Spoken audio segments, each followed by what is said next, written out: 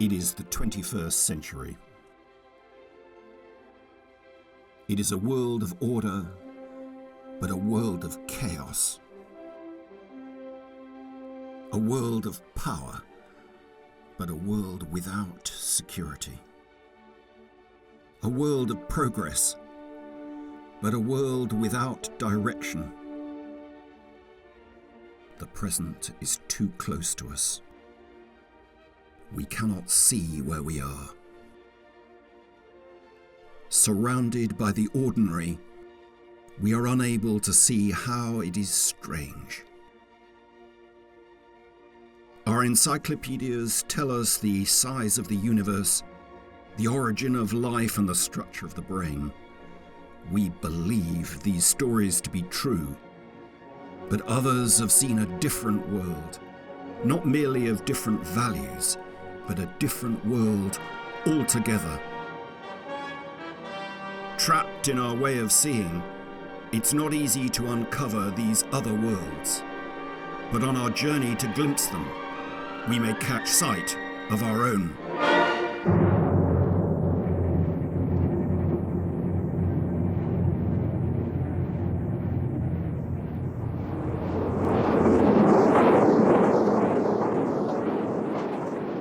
Let me tell you a story. We're all prisoners in a cave. We can't move. Our limbs are strapped, even our heads are fixed. There's light from a fire casting shadows on the wall in front of us, and sound is bouncing and echoing off the wall.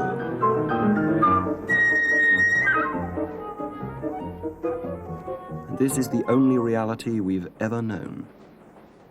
It's as if we're looking at a kind of screen, and we think it is the world. Then, unexpectedly, one of us breaks free and stumbles out of the cave into the sunlight.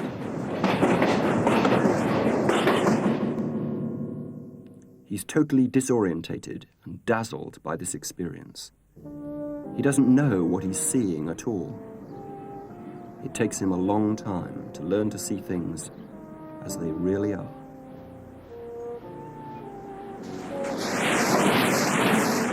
To understand that he previously lived all his life in a state of illusion. That's a curious story. It was first told about 24 centuries ago in Athens. It's one of the founding texts of Western culture. It's the story of how someone traveled from illusion to reality. He somehow discovered the real truth of things. And it's by Plato. Whether we like it or not, this ancient story is part of all of us. It's part of the way we think.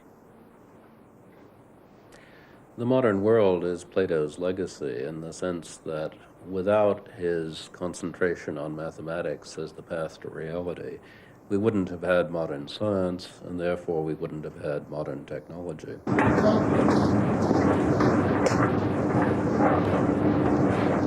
If it weren't for centuries of mathematicians playing around with invisible objects in the way in which Plato recommended, we would not have computers, we would not have the kinds of buildings and machines that computers have made possible. The past may be the key to the present, but it is elusive. We see it through our spectacles, we give it our meaning. As we look out from the present, we must move away from this world on a journey into another.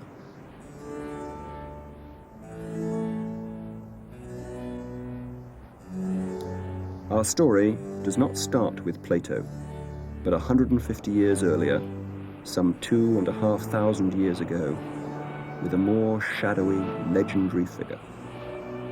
We all learnt his name at school, but were given no idea of his importance. His name is Pythagoras.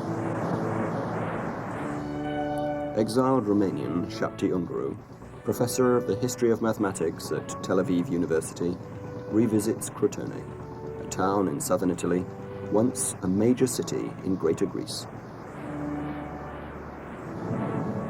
As I left Romania, I used the first available opportunity to come to Crotone, the actual place in which the master organized his school and developed his ideas.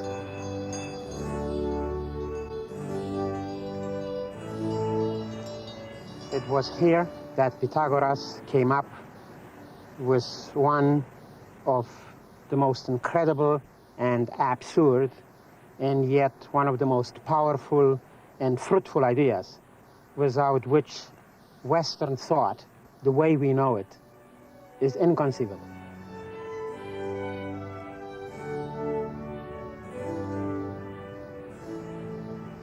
The crucial Pythagorean idea consisted in the view that the material world is actually made up, constructed out of numbers, and that the proper way to understand it is to unravel the numerical relationships lying at the essence of things.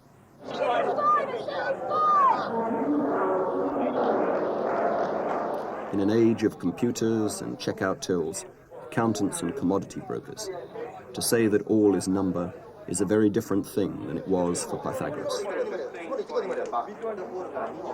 For us, numbers are mundane, prosaic, matter of fact.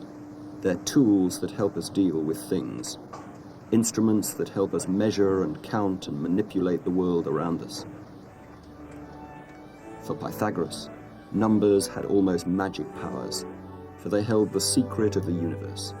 They were no less than the very essence of the world.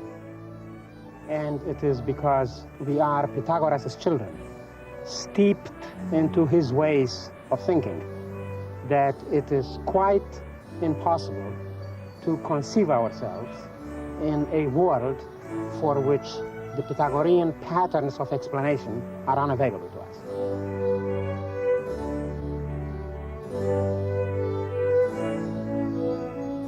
Pythagoras' claim that the world was based on numbers was unlike anything anyone had said before. There had, of course, been religious myths before the Greeks, but no one had tried to give an explanation, a theory of the world. Yet here was an account of the world that described it in terms of an abstract, theoretical notion. Other Greeks had suggested the world was made of water or fire, but you could not point to numbers. You could not find them in the world. It seemed they lay outside of the physical world. Little wonder, then, that for Pythagoras, they were sacred and mystical.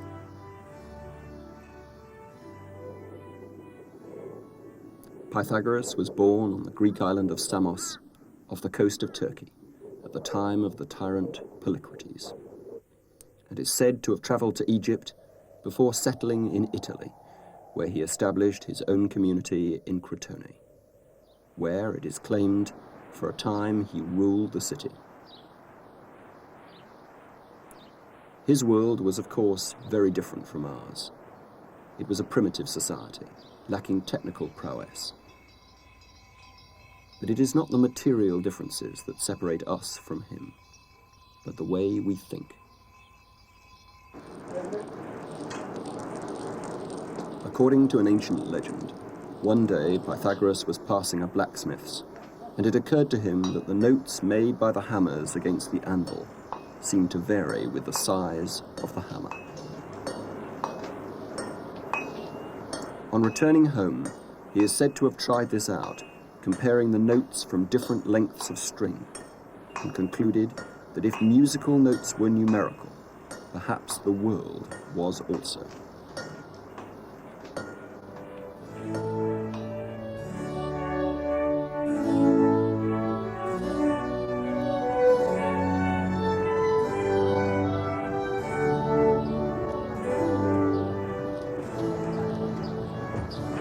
Jocelyn Godwin teaches music at Colgate University in New York State. He believes that Pythagoras' discovery not only led Pythagoras to the conclusion that the world was number, that has provided us with the basis of all music.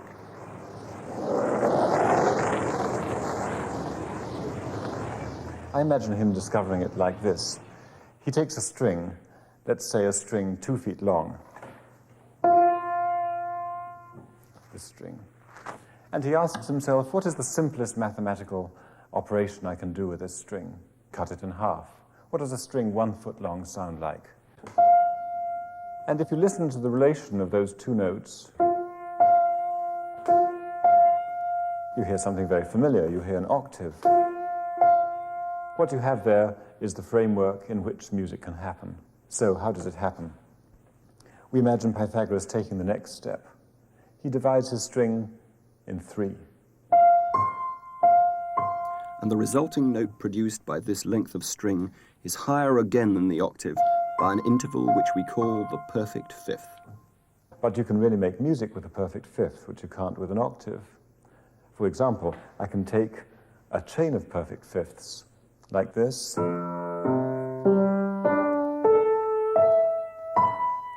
I take those 7 fifths and I pack them together within a single octave, and what do I get?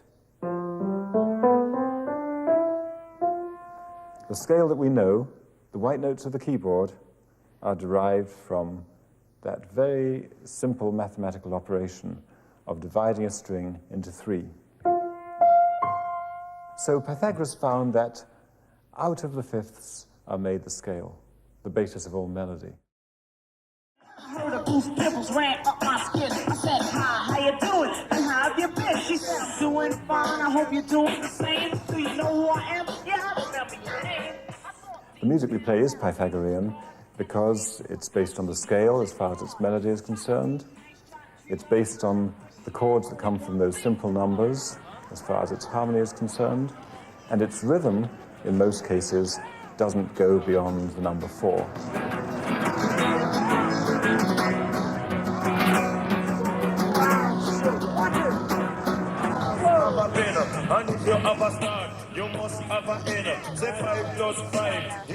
Pythagoras found this a remarkable discovery because it showed him that what the ear hears as most satisfying and most restful, those simple intervals, are also the simplest numbers of mathematics. To him, this seemed a revelation that there's something underlying the universe which is attainable by us, both through music and through mathematics.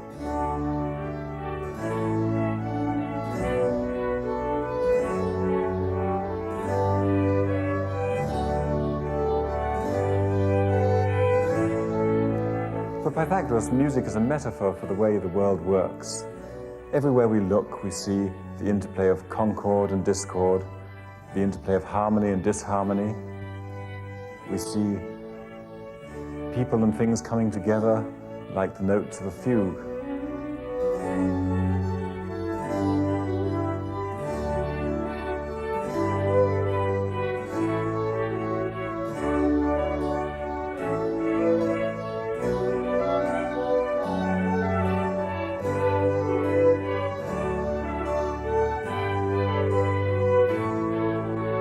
Two 2,500 years after Pythagoras formed his own academy in Crotone, his name is still taught in the local school, as it is in schools throughout the world. But it's not Pythagoras' belief that the world is number, or his discovery that music is mathematical that is taught. Rather, his name is associated with geometry and a theorem about triangles. If mathematics is at the root of music, we can imagine Pythagoras wondering whether it was at the root of everything. Pythagoras. And so he looked to the other senses, to the world of sight, to the world of vision, to geometry, to find a parallel numerical relationship to the one he had uncovered in music. Teorema di Pitagora vuole dimostrare che A. And that is exactly what the Pythagoreans believed they had found with their famous theorem. For as every schoolgirl and boy knows, the Pythagoras theorem states that the square of the longest side of a right-angled triangle is equal to the sum of the squares of the other two sides. It is nice and dandy to say that the world is made up of numbers. It is an entirely different matter to show what that means. To show what that means is to prove the underlying numerical relationships that are responsible for the phenomena. For us, proofs are something we learn at school. But for the Pythagoreans, they were a radical new discovery. Not only had they demonstrated that the world was based on number, but through proof, they believed they'd discovered the key to the hidden secret world that governed the universe. Proof was precisely the means that gave one access to the underlying reality, to the substance that made up the cosmos.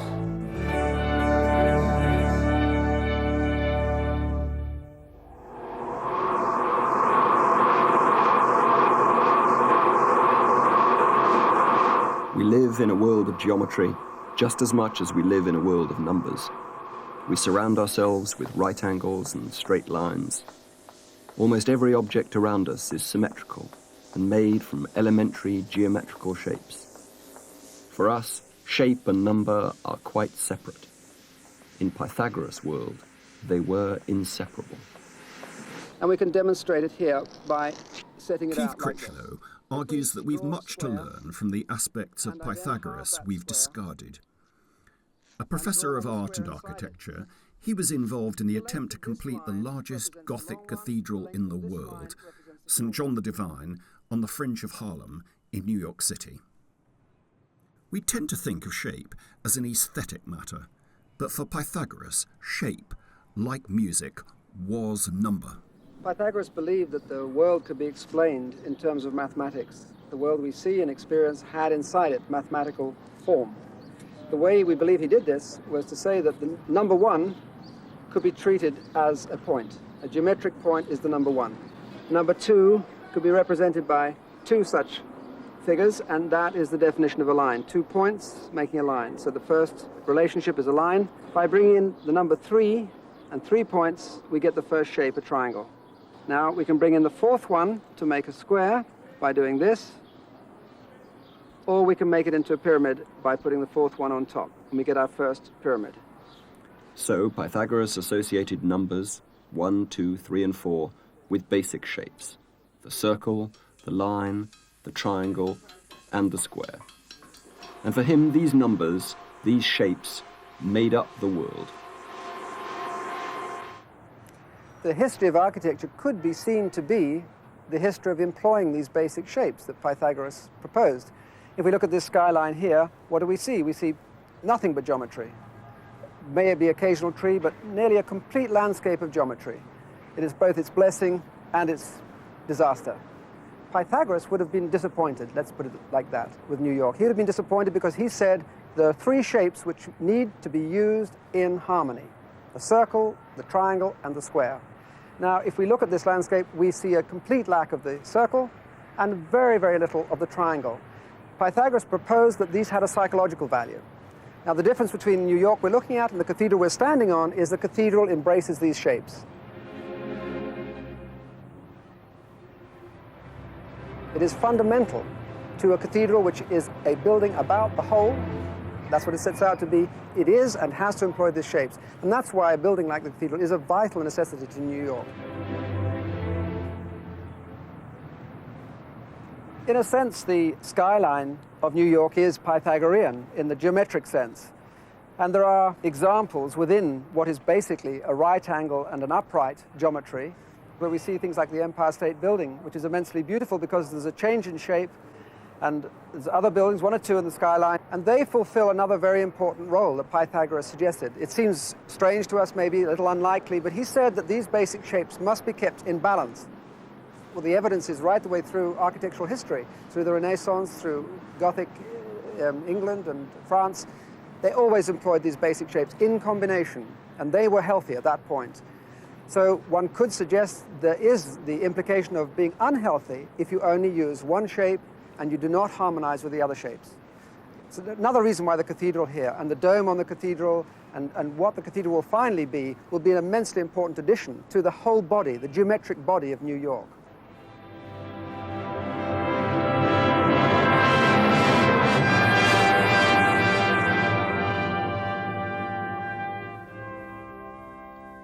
from our modern perspective, Pythagoras' view of numbers, if we can catch sight of it, strikes us as mystical and somewhat unlikely.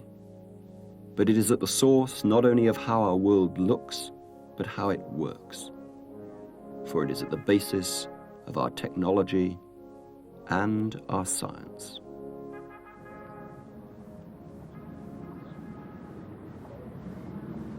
According to Dr. Atkins, a physical chemist working at Oxford, there's no doubt of our debt to Pythagoras. Pythagoras opened the eyes of the world. He had a hunch, and it was little more than a hunch, that mathematics would prove to be the key to the description of nature, the description of everything around us. And in the course of 2,000 years, we've come to see that mathematics is the key to understanding just about everything. Pythagoras had the hunch, but it was Newton who turned it into the extraordinary edifice that we have today. Newton was really the first person to show that mathematics could be used to describe the world. He invented the mathematics that he needed as he went along. Well, I would almost take the view that he discovered it. The mathematics was around, and he prized it out of the universe. Take this game of croquet, for example. It might not look like mathematics, but you can describe its motion using mathematics. The speed of the ball, its position, the direction in which it's traveling, and its mass, the impact of the mallet on the ball. All these things can be summarized once and for all in a single, very simple mathematical expression. Essentially that the force is equal to the mass times the acceleration. The history of science has been the development of laws that have uncovered the numerical relationships between things, which Pythagoras had only guessed existed. Mathematics is a kind of very concise picture of the landscape. When you look at the pattern in which a tree grows, it's almost as though you see the mathematics forcing itself on your attention from inside the fabric of the universe. We see the way that a plant grows, that a flower opens. In each case, we find that it represents a particular type of mathematics. You may think that maths can never come up with the unexpected, so how can it possibly account for the rich complexity of the world that surrounds us? How can it account for the complexity of trees and of flowers and of people? But mathematics is capable of generating unexpected things, as we can see in this pattern, in which each point represents a number, and the color, the speed with which the numbers multiplied by themselves approach infinity. Although generated by a simple rule, the pattern contains almost limitless complexity. Keep in mind the general shape of these two big spheres with little lumps growing on them. And as I proceed, you will see this pattern appearing time and time again. What I'm going to do is to magnify the region inside that rectangle. You can see that we've still got the black and the blue regions, but that the structure on the line is becoming clearer. I'll do that again. I'll calculate the area within the rectangle, and you can see the complexity that's embedded in the complete diagram beginning to appear. Let me magnify this region, and we're getting the complexity unfolding in front of us. This is quite unlike an abstract painting. If you look at an abstract painting, what happens is that by the time you get to the magnification that shows the flakes of paint, you really lose all interest. But here, I can go on exposing the structure of this extraordinarily beautiful picture 1,000,000 times or endlessly. So although the complexity of nature does not look as if it could be generated by mathematical rules,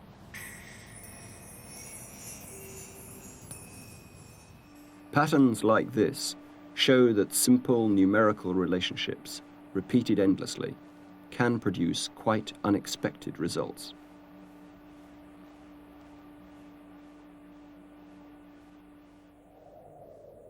Pythagoras had a vision. He had the vision that mathematics was the right way of describing the world.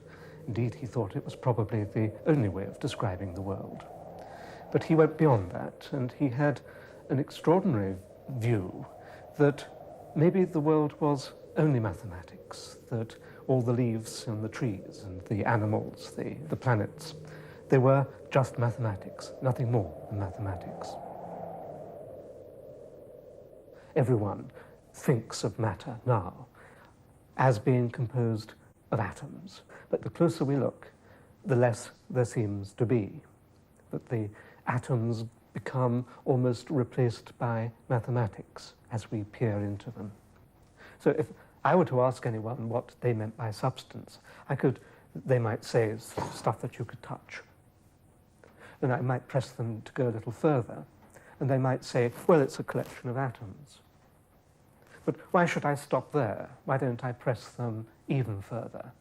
And then they will say, well, it's made of electrons. They might say, well, it's made of nuclei. So I can go on pressing.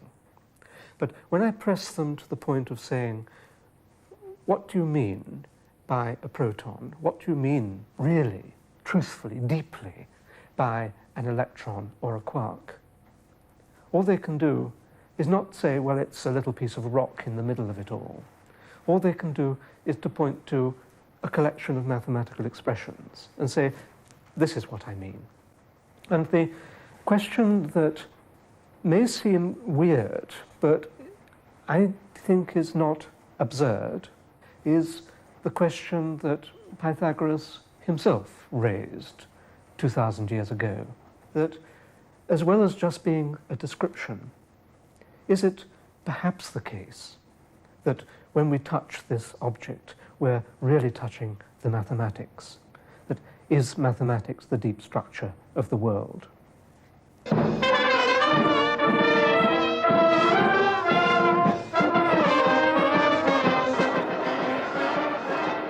For Pythagoras, mathematics uncovered the divine order of the world, and today in Crotone, a Christian procession celebrates a similar belief in a divine order to the world.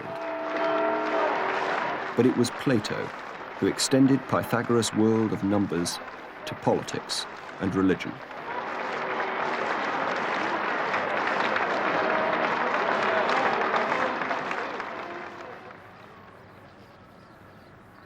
Plato, a Greek aristocrat, came to Crotone 80 years after Pythagoras' death.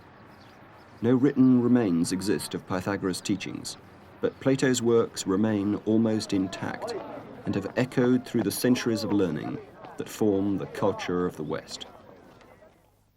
Pythagoras' view of mathematics was adopted by Plato.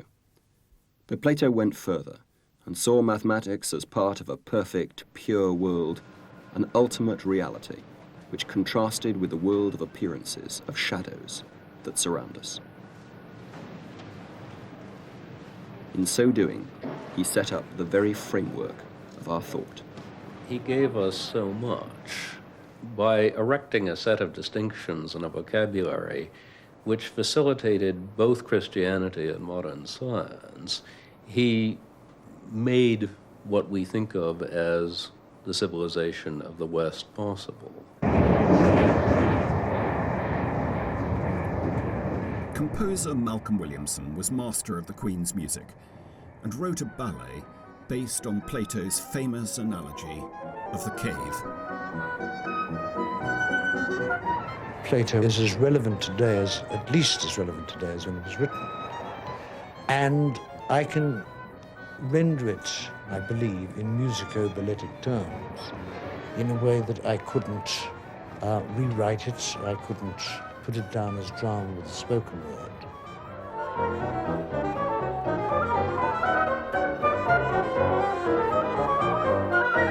For Plato, we live in a cave of shadows.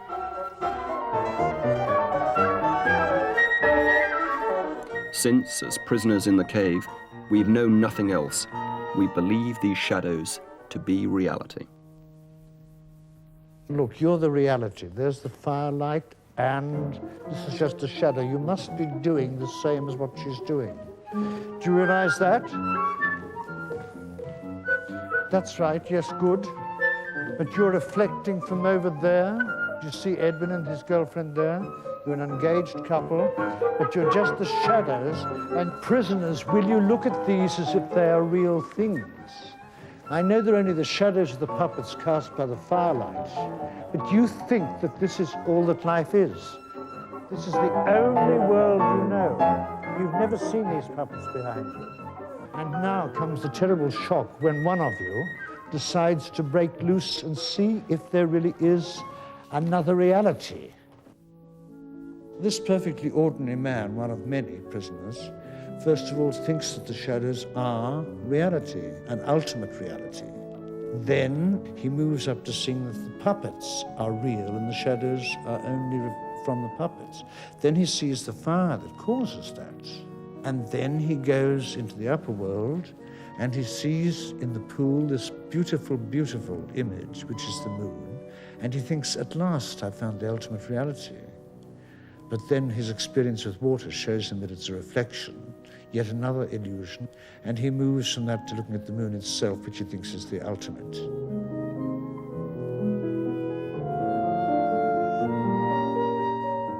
Plato seems to be saying that there is an ideal world, an ideal good, which he symbolizes by the sun. We are living in this world of illusions where we think the illusory is real.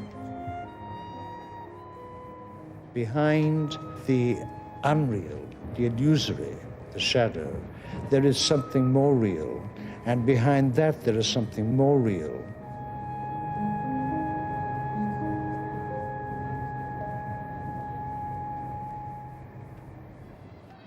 So for Plato, behind every appearance, behind every shadow, was an ideal form. These forms were arranged in a hierarchy. The forms of simple objects like tables and chairs were at the bottom, while abstract forms like beauty and justice were close to the top. The highest form was the good. For Plato, we live in a world of illusion and must strive to reach a higher, purer, more perfect world. But how was this world to be reached? How could we break our chains and escape from the cave? Plato's answer was through thought, reasoned argument, and reflection. And only a few, the guardians of the people, the philosopher kings, could have access to this higher world.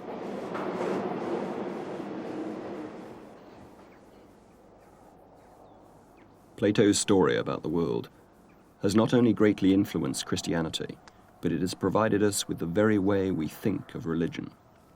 Something to aspire to, something beyond, something pure and good and not material. The whole way we see Christianity is coloured by Plato's vision of the world. We take it for granted that religion's oriented towards God, life after death, an eternal world above about which you need to hold the right beliefs. For the monks who lived in this place, the fusion of Christianity and Platonism had become complete.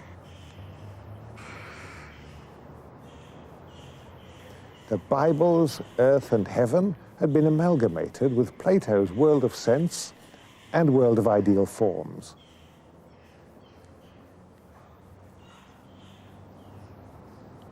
The Bible's flesh and spirit had become for the monks the distinction between the body and the soul. For Plato, the soul was part of the world of forms and the way we were able to have insight into the higher world. Plato held that the forms of thought are themselves immortal and unchanging, And if our minds can handle them and we can familiarize ourselves with them, then we belong to that world. We're immortal too. To a surprising extent, we still think of the soul in that way nowadays, as if it were a spiritual substance attached to our bodies. Like Plato, we still think of the soul as something that is part of us and yet is part of another world beyond. An immortal addition to our mortal selves. But it is not only the Church who have adopted Plato's vision of a true, perfect world that we can catch sight of behind or beyond this one. It is a vision that has dominated art, literature, and poetry. Just as the early Christians were attracted to Plato's world because they liked his doctrine of the soul, so the Romantic poets were attracted to Plato for rather similar reasons. William Wordsworth came here to Tintern Abbey because it seemed to him that Plato's teaching made art possible. Plato had shown him that nature is not just a dead machine, but is everywhere full of reminders of a world of ideal forms, a spiritual world beyond this world of sense. So Wordsworth came to this place where history and eternity and nature all meet and are one, in order to get his own soul into harmony with the place. And then once he'd found that harmony, he could write poetry.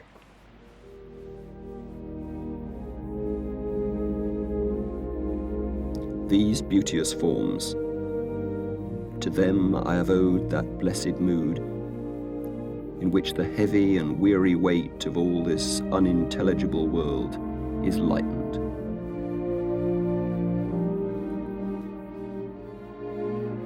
Until we are laid asleep in body and become a living soul. While with the power of harmony and the deep power of joy, we see into the life of things.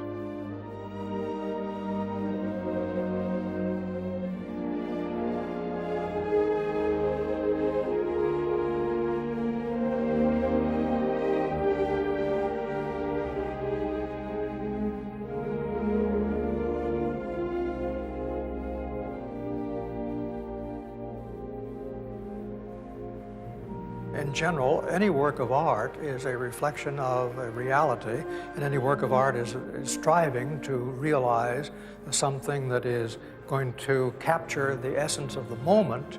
So it's a matter of capturing something that's going to last out of something that is impermanent.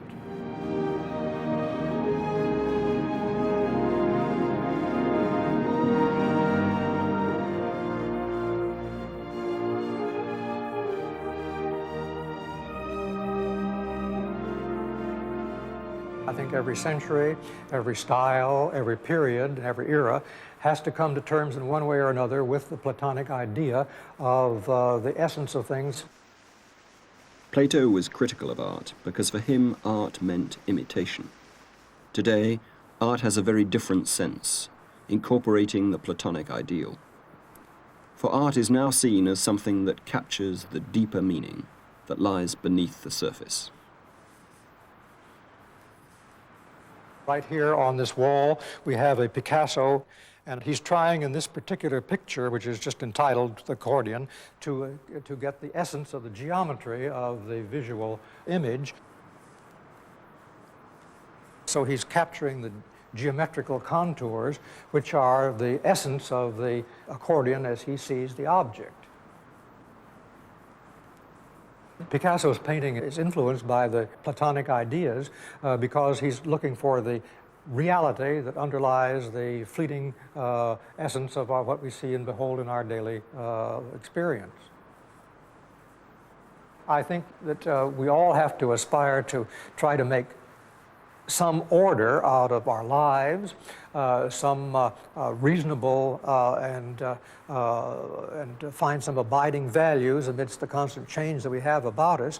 It's just a matter of getting away from the feeling that life is one damn thing after another to the place where we find that there are some things that are important and that we evolve and that we are hopefully moving in a direction where we can find some sanity amidst a chaotic world. but the fine ideal of a perfect world that we can try to glimpse through poetry, literature, and art, and that we can aspire to in our morality and behavior, harbors within it the seeds of danger and destruction. Plato's crucial idea is that there's a single, knowable, ultimate truth of things out there, quite independent of us, but waiting to be discovered by us.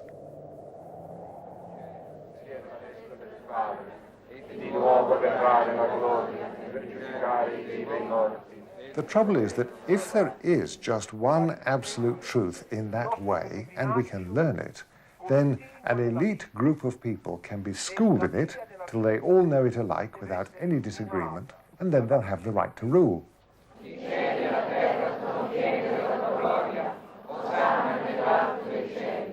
The elite who've got this knowledge are for Plato the philosopher kings, for the church it's the hierarchy and the monks. Either way, you're initiated into a power elite of people who must guard a deposit of sacred, divine, unalterable knowledge that's come down from the heavenly world. And for the sake of that knowledge, people are prepared to persecute.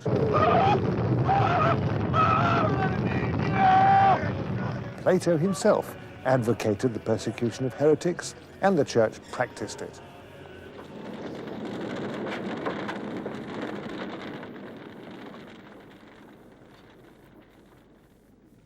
For the youthful Plato, the sentencing to death of the great thinker Socrates by the democracy of Athens for leading the youth of the city astray was a great shock. For us, almost the world over, democracy is seen to be a good thing. But for Plato, it was a dangerous, chaotic form of mob rule. Applying his idea of a true, perfect world to society, Plato argued that society should be run to ensure that the finest and purest goals were striven for, rather than to assuage the immediate demands of the mob. In the Republic, Plato's description of his perfect society, it was philosophers, the guardians of the people who were to rule. They alone could see the truth, could see what was right. Julius Tomin is a Czech philosopher who now lives in England. In politics, as with Christianity, Plato's vision of a true, abstract, perfect world is at one and the same time both a fine, laudable, and desirable ideal, and a dangerous threat. Tomin is a man who has lived through the paradox of Plato's ideas, who sees their strength and value, and their danger. Standing in front of Marx's tomb, with Plato's Republic in hand, it seems to me as if here Plato's ghost has come alive. The inscription on the tomb, which says that for Marx the point is in changing the world, catches the very essence of Marxism.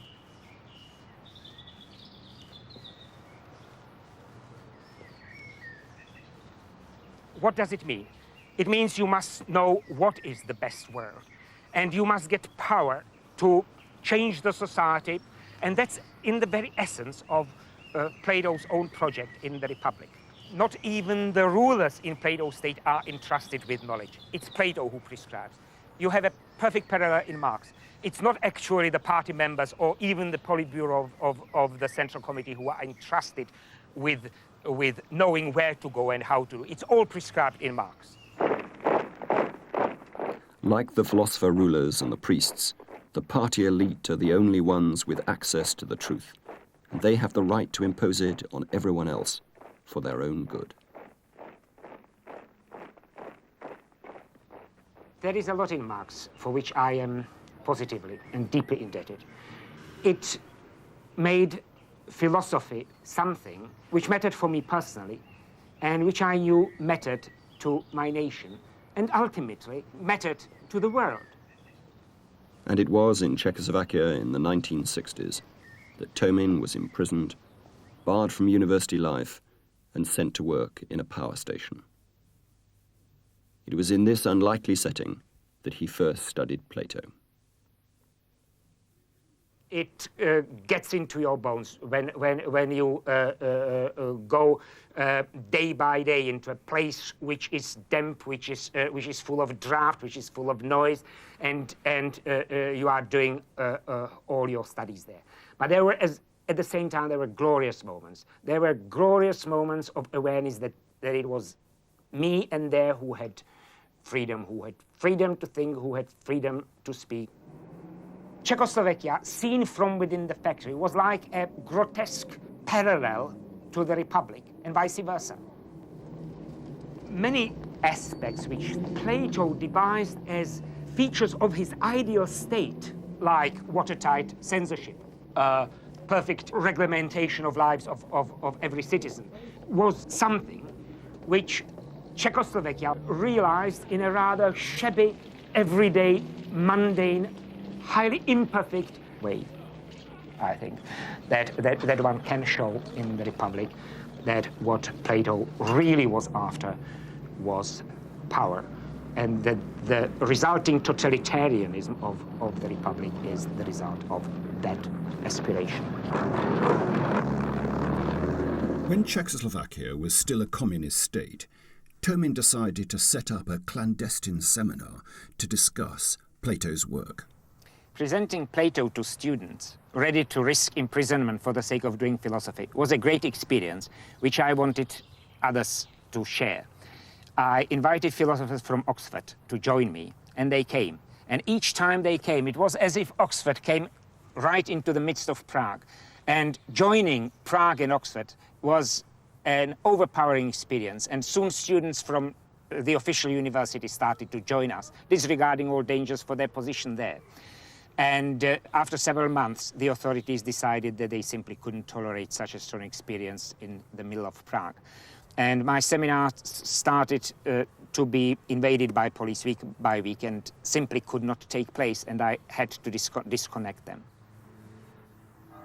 By that time, Tomin had been invited to Oxford and Cambridge, and when he was forced to leave Czechoslovakia, he decided to come to Oxford.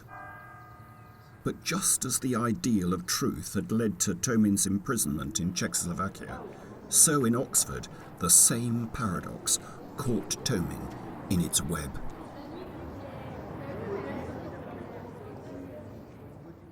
The problem in the West is that everybody is taught and believes and accepts that he lives or she lives in a free society, that he is subjected to no propaganda. And so the constraints which are placed on one's thought are much more subtle. Just as the authorities in Czechoslovakia had opposed Tomin's views because they threatened their truth, so Tomin argues in the academic world of the West there was opposition for similar reasons. Although philosophers travelled to his seminars in Prague, once in Britain, Tomin believes his views were a threat to established positions and the prevailing truth. Within a year, no university department would give him a job. The goal is to acquire a place which you can acquire only if you write papers and if you write books, and the more papers in all those papers and books, what is really important is referring to other people's papers and books. And in all this scholarly endeavor, the endeavor to understand Plato is completely lost. The academia here has the capacity, much greater capacity, to crush you if you stand in its way or if you stand against it. If you stand against the official academia here, it's an absolutely lonely fight.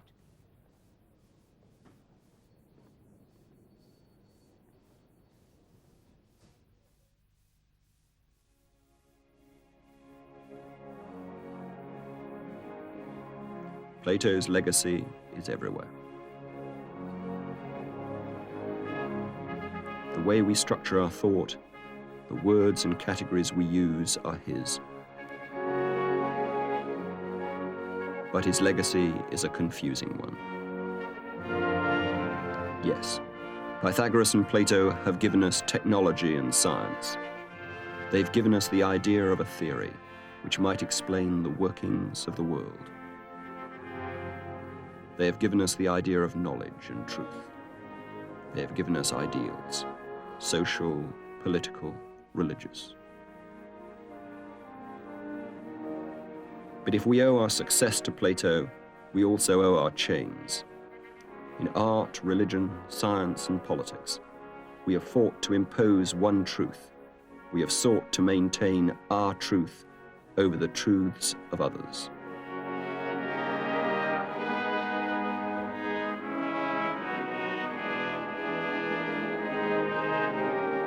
But maybe, after 2,500 years, the dominance of the Platonic world, the world of a single objective truth and an ultimate reality, is beginning to break down.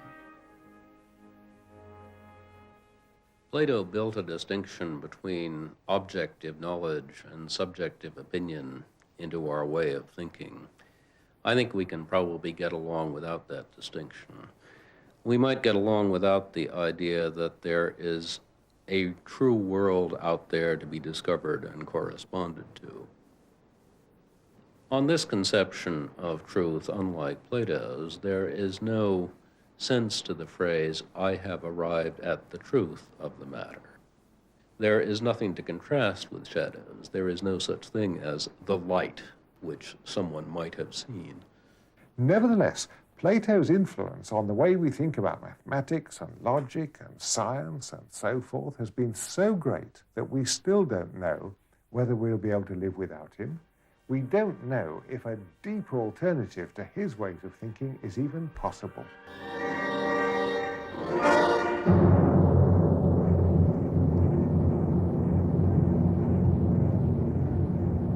And so it is. We live in a world of order and a world of chaos, a world of progress and a world without direction. It is the 21st century.